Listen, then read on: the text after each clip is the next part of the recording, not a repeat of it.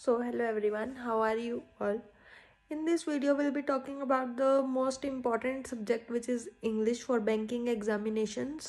सारे ही subjects important है, अपनी अपनी वेटेज है सबकी, ठीक है। लेकिन इंग्लिश इजी भी है और उसमें हमें मार्क्स कैसे ग्रैब करने हैं हम वो डिस्कस करने वाले हैं। बहुत सारे बच्चों का यही कमेंट था, ma'am how to increase your speed नहीं बढ़ रही है, मॉक में मार्क्स नहीं आ रहे हैं इंग्लिश में।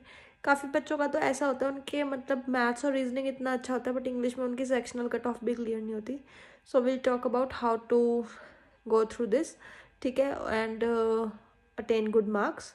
सो फर्स्ट ऑफ ऑल यही है हमारा। उसके बाद हमारे पास जैसे देखिए हमारे पास हम मॉक टेस्ट देते हैं। मॉक टेस्ट को हमने रियल एग्जामिनेशन की तरह लेना है, ठीक है।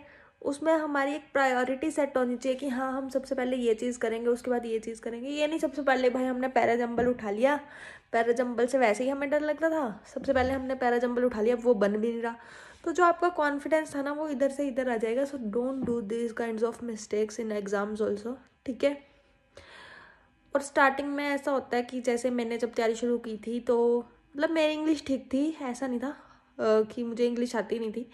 लेकिन जो अपना वो होता है ना 120 रूल्स ऑफ ग्रामर, ये पढ़ लिया वो पढ़ लिया, उसकी कोई इतनी नीड मुझे लगती नहीं है क्योंकि वो तो मेरे को आज तक समझ में भी नहीं आए हैं अभी भी। मतलब उसको यार इतनी बार पढ़ना पड़ता है और वो समझ में नहीं आते। बाकी कई लोग इंटेलिजेंट होते हैं, उन्हें समझ में आ जाते हैं, मेरे तो आए नहीं थे, ठीक है।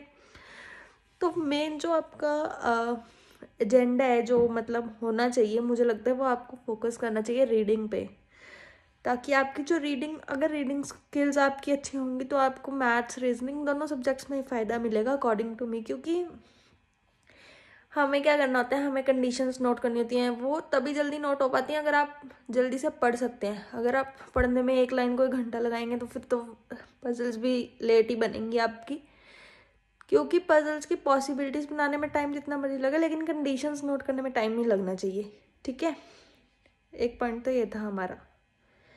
उसके बाद अब मेन डाउट ये आता है, अब करें क्या। रीडिंग अपने आप तेज़ हो जाएगी। ऐसा नहीं है कि फर्स्ट डे पे ही अच्छे से भाई हम एक्सपर्ट हो जाएंगे, फर्स्ट डे पे ही हमारा यहाँ से यहाँ तक मार्क्स आ जाएंगे।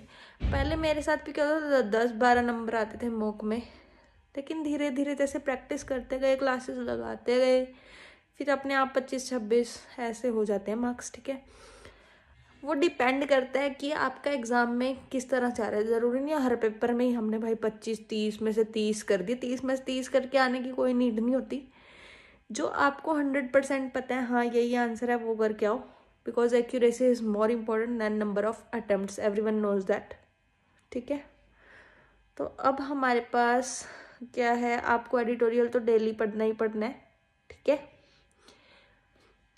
एडिटोरियल पढ़ने के बाद परफेक्शन की एक क्लास मैम लेते हैं हम। मैंने भी काफ़ी सारे बैचेस लगाए थे परफेक्शन के, तब मेरे पास बहुत टाइम होता था।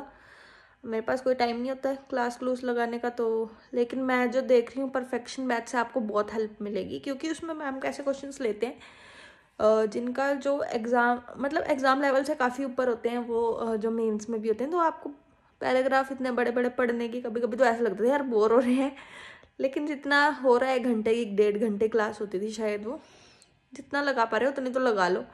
45 मिनट की तो लगाओ ही लगाओ। उसके बाद अगर वो कंप्लीट पूरी कर लो, आधी शाम को कर लो अगर लाइव नहीं लगाई जा रही, क्योंकि पॉल सिस्टम होता है उसमें आपको काफ़ी बढ़िया पता लगता है कि हाँ हम कहाँ स्टैंड करें।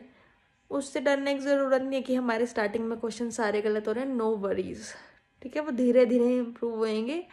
एक दिन में कोई भी एक्सपर्ट नहीं बनता, remember this, we have to start from zero. और अभी तो काफ़ी अच्छी तैयारी होगी भी आपकी, तो कुछ डरने वाली बात नहीं है। बाकी जो नए स्टूडेंट्स हैं वो फोकस करें, ऐसे ही करनी है आपको तैयारी। एडिटोरियल डेली पढ़िए, ठीक है, और अपना वो क्या आप उसी में ही कवर हो जाएगी। 5 से 6 वर्ड्स रटना नहीं है, वो क्या आपको रटना नहीं होता। हमने जब हम एक चीज़ को अगेन एंड अगेन बहुत बार पढ़ लेते हैं तो वो हमें खुद से याद हो जाती है, ठीक है। नेक्स्ट, आपको परफेक्शन मैंने बता दिया।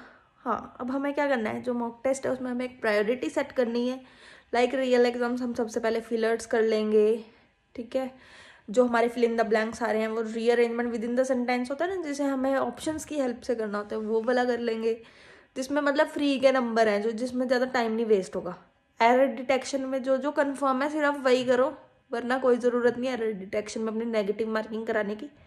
तैयारी अच्छे से करो ताकि आपको पता चल जाए हाँ इसमें ये एरर है, और जो जिसमें कन्फर्म हो वही करो, फालतू के रिस्क लेने की कोई ज़रूरत नहीं, नेगेटिव मार्किंग है। लास्ट में कम ऑन टू आरसी, पहले आरसी करो और लास्ट में फिर पैराजंबल करो, क्योंकि पैराजंबल में क्या होता है हमें आंसर पक्का नहीं पता था, हम कंफ्यूज होते हैं। जितना टाइम मिलेगा अपना पैराजंबल को दो, सबसे पहले आरसी कर लो। उससे पहले आरसी में अपने 8-10 क्वेश्चन जितने बन रहे हैं वो तो सामने ही होते हैं, इसलिए वो मिल जाते हैं जो क्लैरिकल एग्जामिनेशन होता है अपना। Then in last go for parajumble, ठीक है। So that's it for the video, यही आपकी स्ट्रेटजी होनी चाहिए अकॉर्डिंग टू मी।